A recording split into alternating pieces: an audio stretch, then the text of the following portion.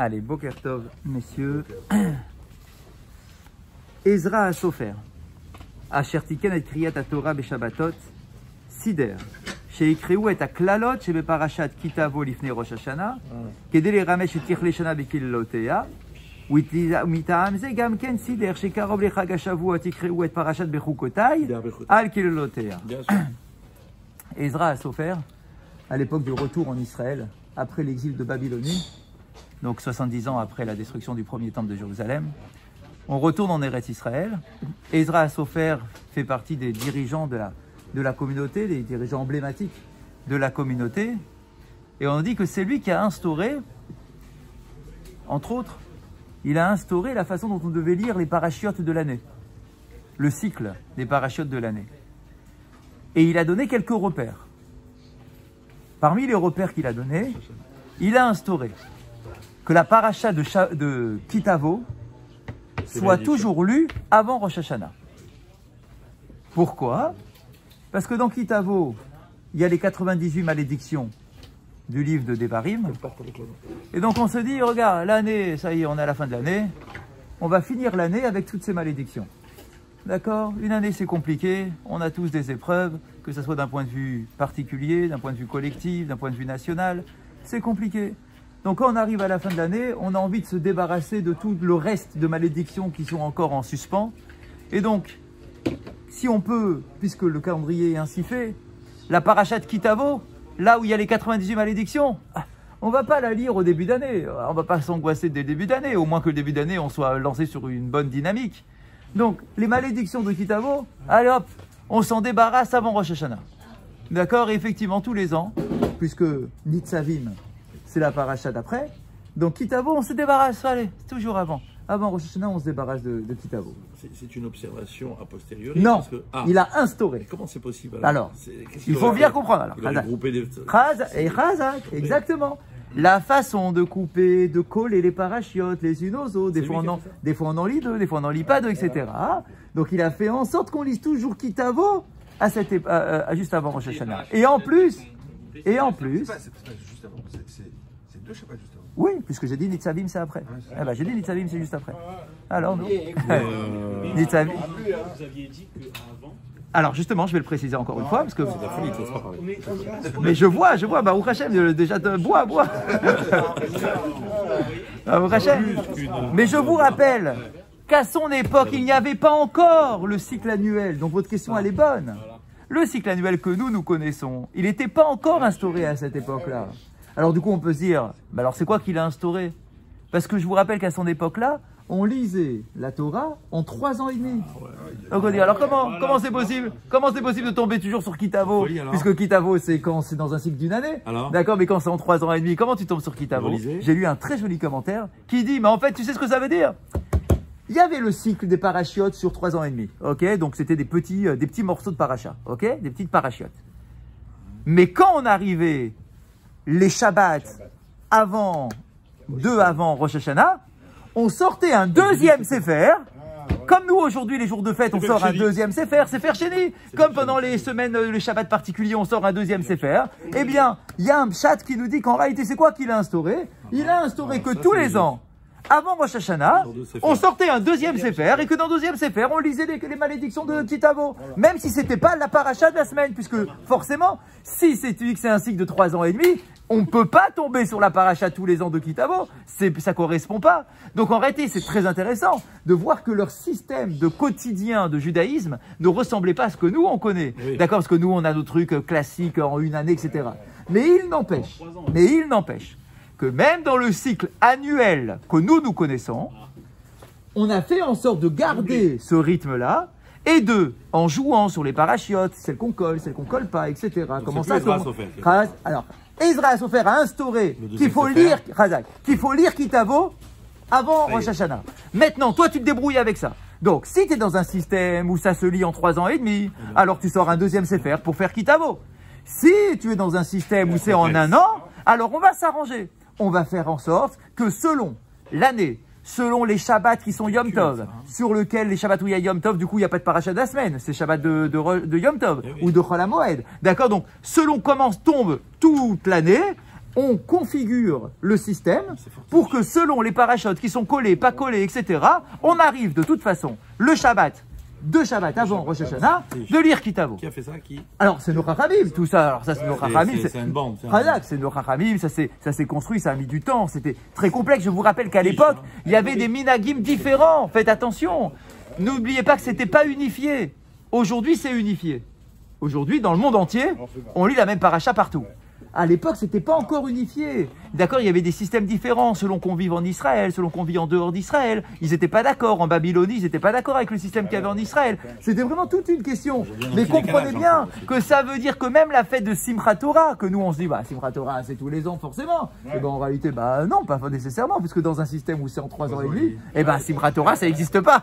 D'accord, donc c'est très intéressant. Mais parce que Simchat Torah c'est pas une fête de la Torah, c'est une fête qui est instaurée par les Chachamim. Non, pas du tout.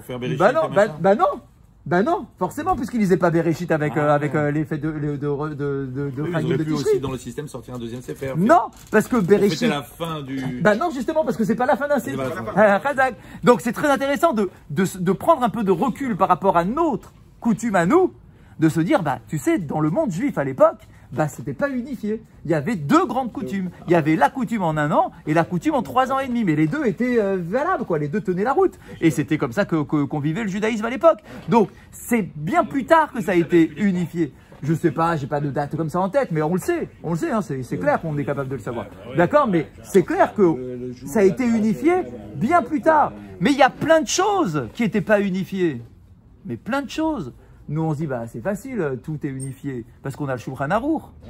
Mais à l'époque, il n'y a pas de Shulchan Aruch encore. D'accord, donc du coup, rien n'est unifié. Chaque école tranche d'une certaine façon. Chaque Rachamim tranche la halacha d'une certaine façon, le comportement, même les choses qui nous semblent à nous évidentes. En réalité, bah non, il y avait des tonnes de façons de vivre les halachot et les mitzvot. Donc c'est extrêmement intéressant, c'était très riche. Le Shulchan Aruch, l'intérêt, c'est que ça a unifié le comportement. Ça veut dire que grâce au Shulchan Aruch qui a été reconnu partout, on se dit, allez, on va tous suivre la même façon de trancher, la même façon d'agir.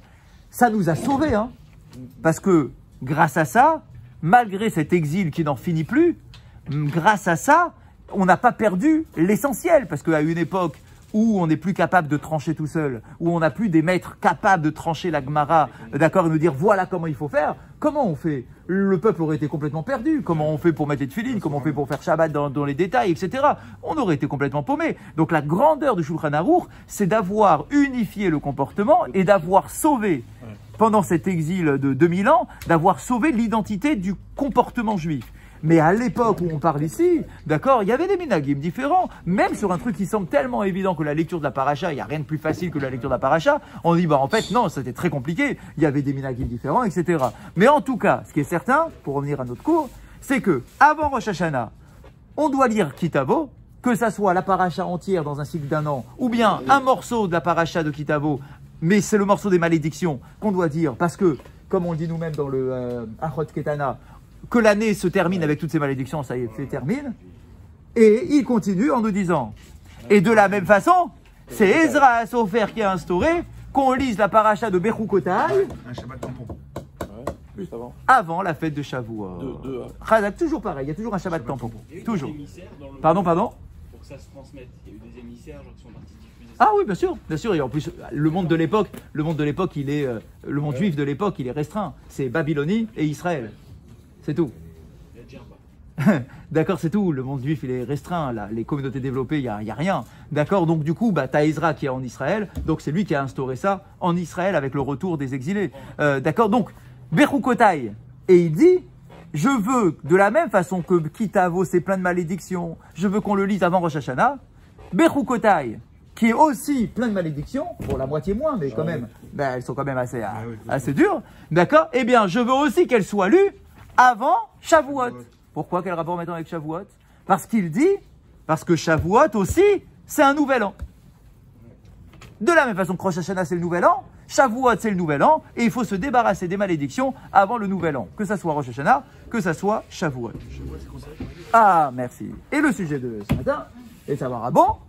Je savais pas moi que Shavuot, c'était un Rosh Hashanah. Non plus. Bah, Chazak, c'est un scoop. D'accord? Qu'est-ce que c'est que cette histoire-là? Chazak, des nouvelles an, on en a. D'accord, mais Shavuot, pourquoi c'est un Rosh Hashanah Shavuot? Et voilà la réponse, écoutez ça. La réponse est proposée par le Shla HaKadosh. Masbir. Qu'est-ce qu'il nous dit le Shla HaKadosh? Shavuot, pardon, Nidonim al perot ha'ilan. À Shavuot, on est jugé aussi.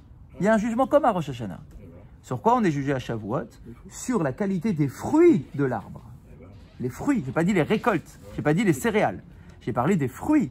Et d'ailleurs, ce que j'ai dit hier matin là, dans la lacha d'en face, j'ai dit qu'on avait l'habitude dans certaines communautés de mettre à Shavuot, pour décorer la synagogue, des branches d'arbres fruitiers. Ah, le blé. D'accord? Pourquoi des branches d'arbres? Parce qu'à Shavuot, on est jugé sur les fruits. Ah, oui, ouais. Et donc symboliquement, petit clin d'œil, on met des branches, comme ça on dit, toi, les branches elles représentent les arbres, et donc c'est des arbres, c'est par rapport au jugement sur les fruits de l'année, c'est-à-dire combien de fruits, quelle va être la qualité de la récolte des fruits de l'année. Et le Shla rajoute, Haïlan, Shenimala Bechaga Shavuot, Huwa Adam. Et là il rajoute un petit chidouche en disant, l'arbre dont on parle ici, c'est pas simplement l'arbre avec les fruits. En réalité, l'arbre, c'est l'homme. De la même façon qu'à Rosh Hashanah, on est jugé, à Shavuot, l'homme est aussi jugé. Ah bon, pourquoi? Pourquoi on dit qu'on est comme des arbres?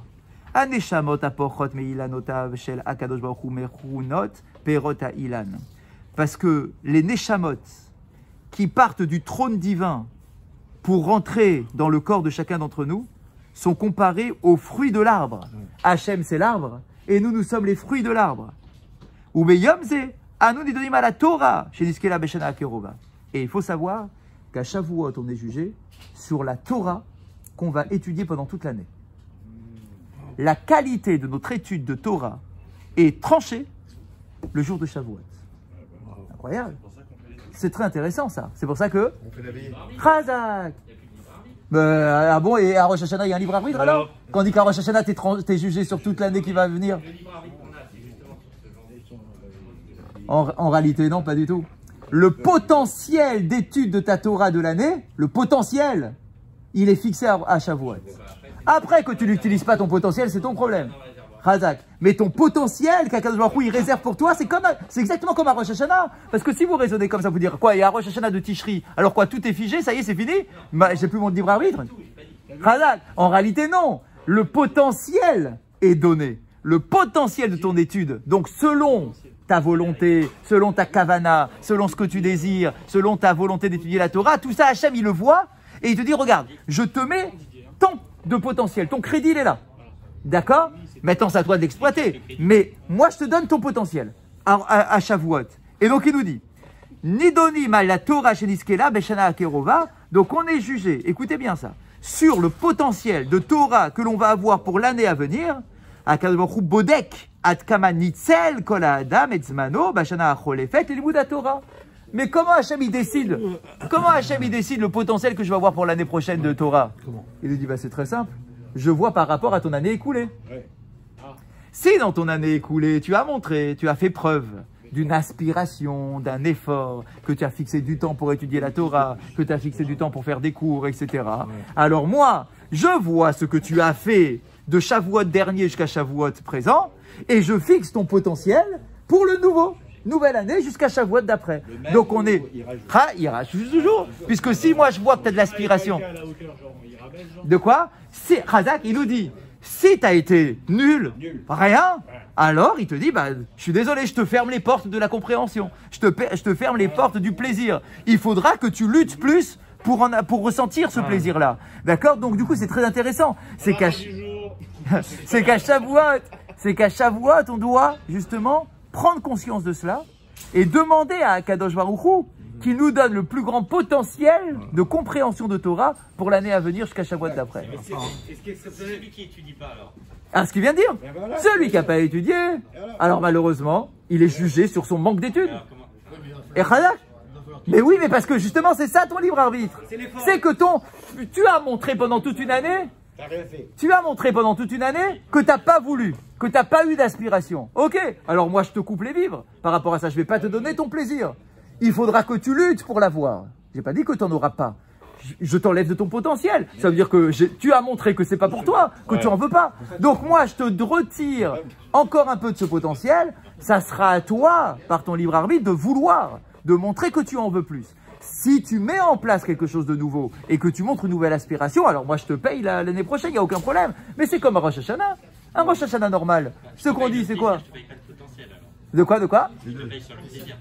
Non, mais non, c'est deux choses. Je te paye sur ce que tu as donné l'année dernière. Et je te mets en place un potentiel pour l'année prochaine. C'est ça le truc. C'est toujours pareil, hein, un jugement. Le jugement, c'est dans les deux sens. Même à Rosh Hashanah de Tishri, c'est je te paye pour ton comportement d'année passée et je mets en place un nouveau terrain pour que tu puisses t'épanouir l'année prochaine. Écris-nous dans le livre de la vie. C'est quoi le livre de la vie? C'est le livre de la Torah, dans le livre des mitzvot, etc. C'est ce qu'on dit à Rosh Hashanah. Pour Shavuot, c'est exactement pareil. Je te juge sur ton étude de la Torah d'année écoulée et je mets en place un nouveau terrain d'épanouissement pour l'année prochaine. Donc, si toi, t'as montré l'année dernière que t'en veux pas, ok, alors je te donne un tout petit terrain pour cette année-là. Maintenant, il t'appartient à 100% d'augmenter encore plus, d'aller au bout de ce potentiel-là, pour que moi, l'année prochaine, je vois que tu as été au bout et que je te donne encore un peu plus. Voilà. D'accord? Mais ça dépend de nous, en réalité, dans les deux sens. Ça se voit cash, hein. Vous prenez quelqu'un sur 20 ans, ouais. Il y a des choses qu'il ne comprenait pas il y a 20 ans, ah, mais c'est... pas 15 ans, mais c'est tellement évident. Ah, mais c'est clair. C'est un truc de fou, parce que... Comment ça veut dire? Ta sensibilité à la compréhension de la Torah, c'est sûr qu'elle évolue avec ta vie. C'est évident. Il y a des gens qui stagnent toute leur vie. Avec les épreuves de la vie, vous parlez. Non, pas nécessairement épreuve, avec la vie. Avec le potentiel que Hachem nous donne, parce que sinon c'est pas possible. Ah bah ça de toute façon. Il est évident que le potentiel, il nous le donne, parce qu'on voit bien que la différence entre quand on a quitté l'école et maintenant, et ce qu'on n'a pas fait, ce qu'on a fait, la différence 20 ans, 30 ans après, elle est énorme. Bon, alors on espère que cette différence, elle soit dans le sens positif. Ouais. Malheureusement, des fois, c'est dans le sens négatif. D'accord? Mais effectivement, on a un nouveau potentiel, de nouvelles compréhensions. Regardez, il y a des choses. Des fois, vous tombez sur un passage que vous avez déjà étudié 10 fois, que vous n'avez jamais compris. Et là, cette année, tac, vous le comprenez. Qu'est-ce qui fait que nous, on considère que ce sont des portes de compréhension. Ce sont des portes de compréhension qu'Hachem t'ouvre au bon moment. Quand tu le mérites, quand tu as montré que tu voulais, etc. Ce sont des portes, exactement. Alors, ça ne veut pas dire qu'il faut rester comme ça, attendre que ce soit le bon moment, mais effectivement, il y a des choses qui dépendent de ta volonté. Et donc, d'un Shavuot, et donc c'est ça le chidouche de ce matin, c'est que d'un Shavuot, c'est à Shavuot qu'on doit prendre conscience de ça, et qu'on doit demander à Kadosh Baruch Hu de nous ouvrir un maximum de portes, un maximum de potentiel pour l'année qui s'ouvre d'un point de vue Shavuot à Shavuot, d'un point de vue de l'étude de la Torah.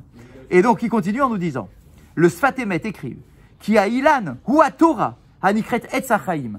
L'arbre, c'est la Torah. L'arbre, c'est la Torah. Pourquoi? Parce qu'on l'appelle Etz Chaim. D'accord? Un arbre de vie.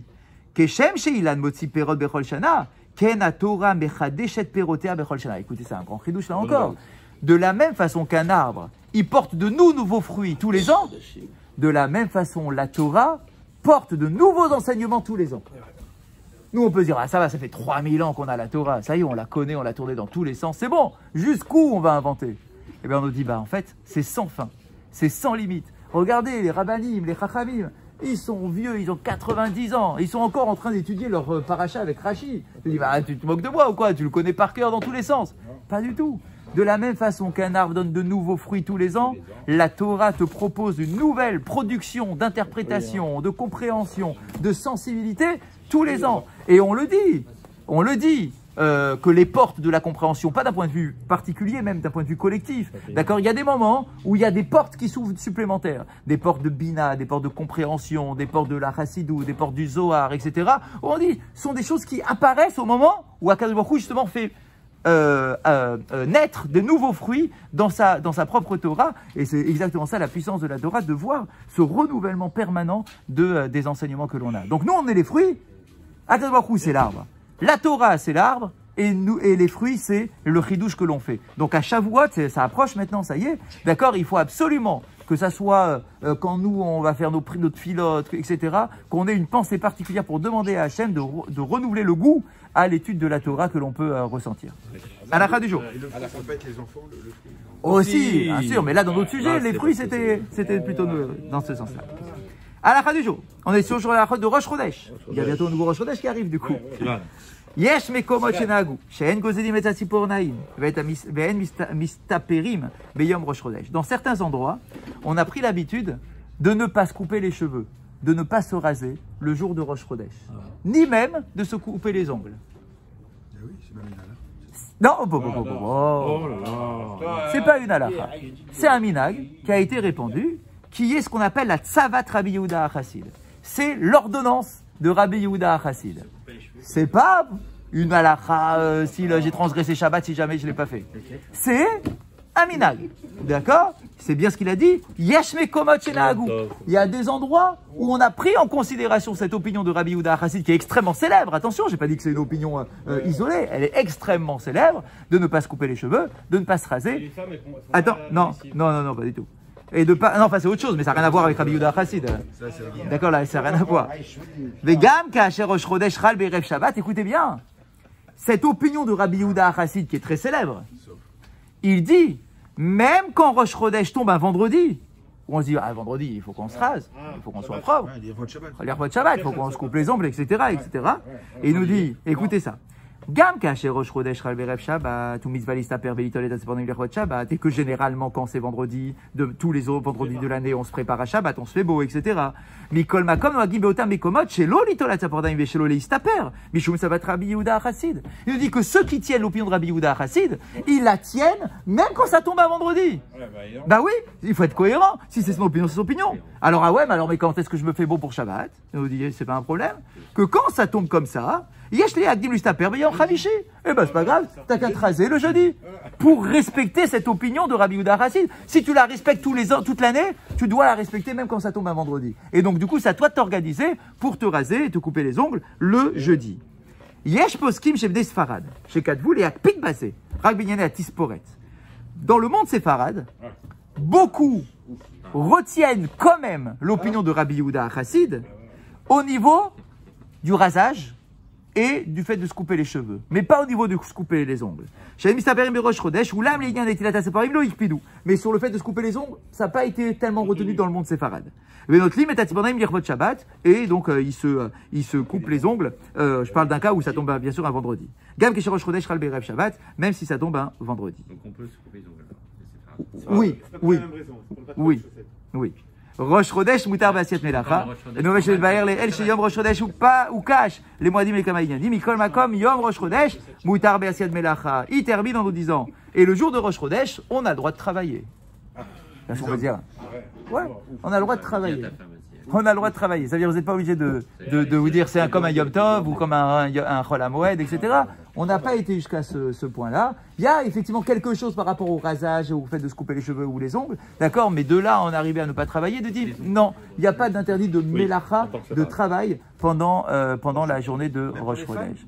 Chazak, alors Chazak, mais c'est pas un interdit de melacha, c'est un minag pour une autre raison de leur consacrer, enfin qu'elles puissent avoir du temps à elles ce jour-là. Chazak,